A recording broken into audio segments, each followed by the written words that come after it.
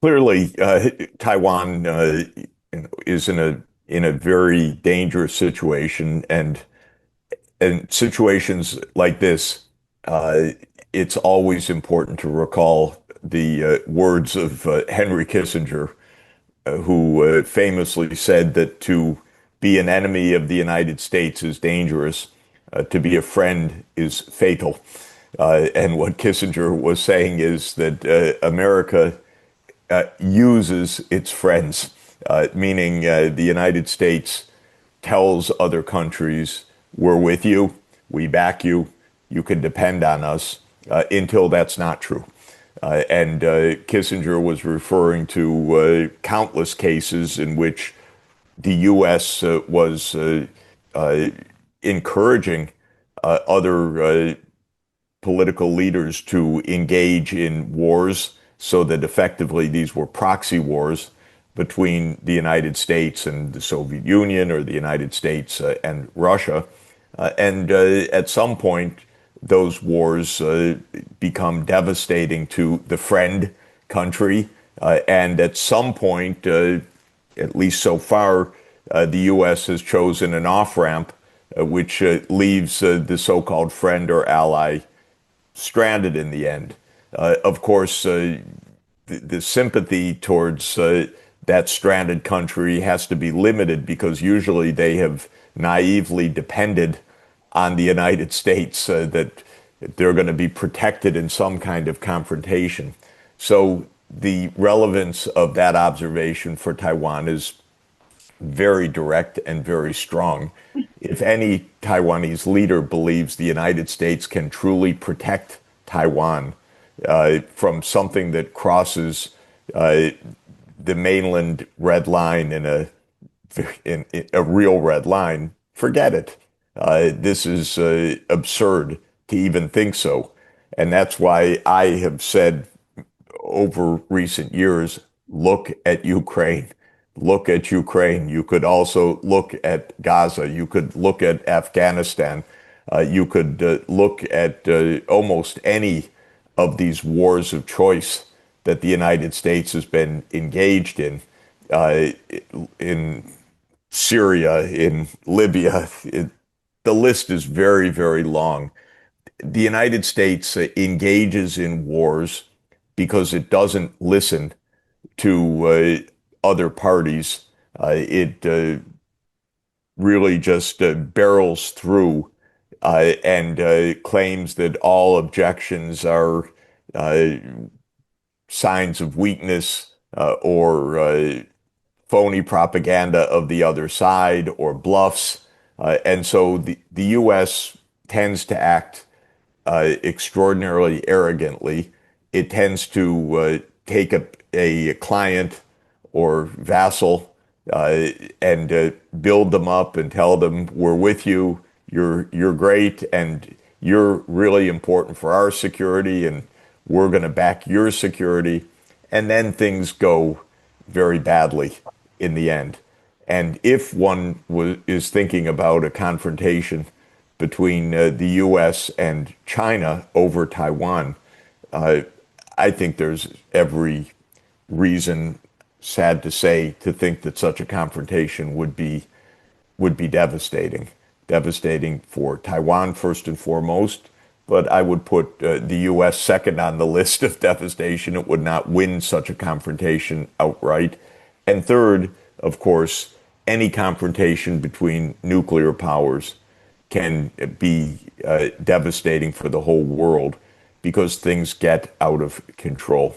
And when you lose conventionally, there are always voices on the losing side that say we need to escalate all the way, because if we lose conventionally, we lose everything. We lose our stature, we lose our prestige, we lose our alliance. In this case, if it was the U.S.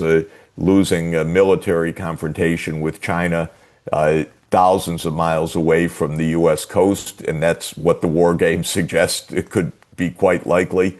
You'd have voices in the United States saying we cannot afford to lose this, because then we would lose Korea, Japan, the Philippines, We'd lose all our alliances in Asia. We'd be kicked out of Asia. The consequences for the U.S. would be completely devastating. We must escalate. And then one is on a path of potentially global destruction.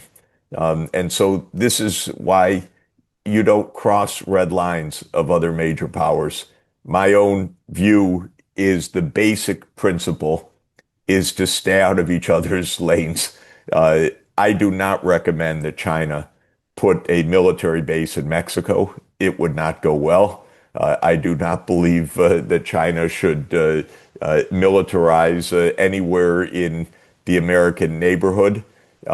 No reason for it. I don't think that China would do it for a moment. They have zero interest in it. And similarly, I've never believed that the United States should have military bases in Ukraine or in the South Caucasus or anywhere around China. And for that reason, this is a basic proposition. I've tried in a recent little essay to distinguish two concepts that I think are completely different. There is the concept in international relations of spheres of influence, which are deemed to be, well, depending on who says it, illegitimate claims of authority by a major power over smaller countries in a region. So maybe this China would have claims of a sphere of influence over Southeast Asia, say, or the United States a sphere of influence over the Americas.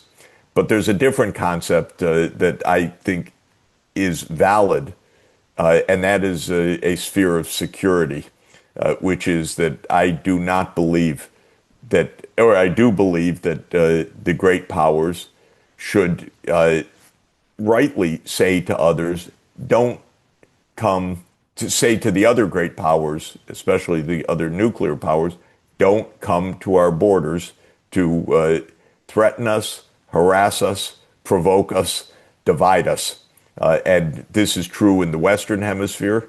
The United States has long claimed this in the Monroe Doctrine, more than 200 years old.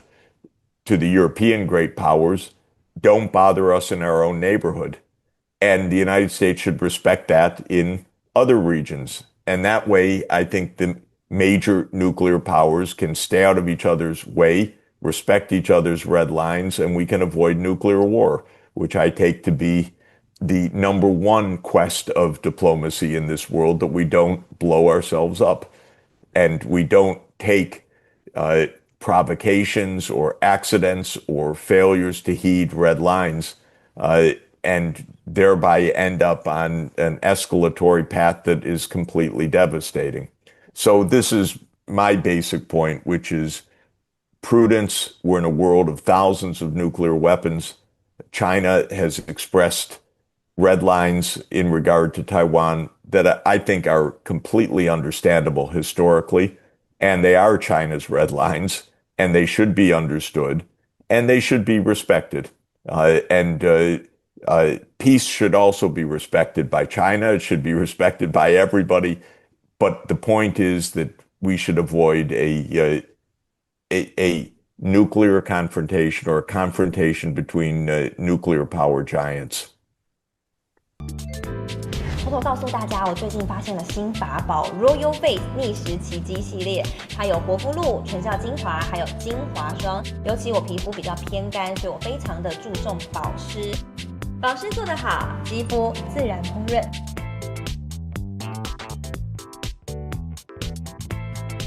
提亮肤色更年轻，抚平皱纹超有感，而且气色变好。用心保养，每天都更美一点。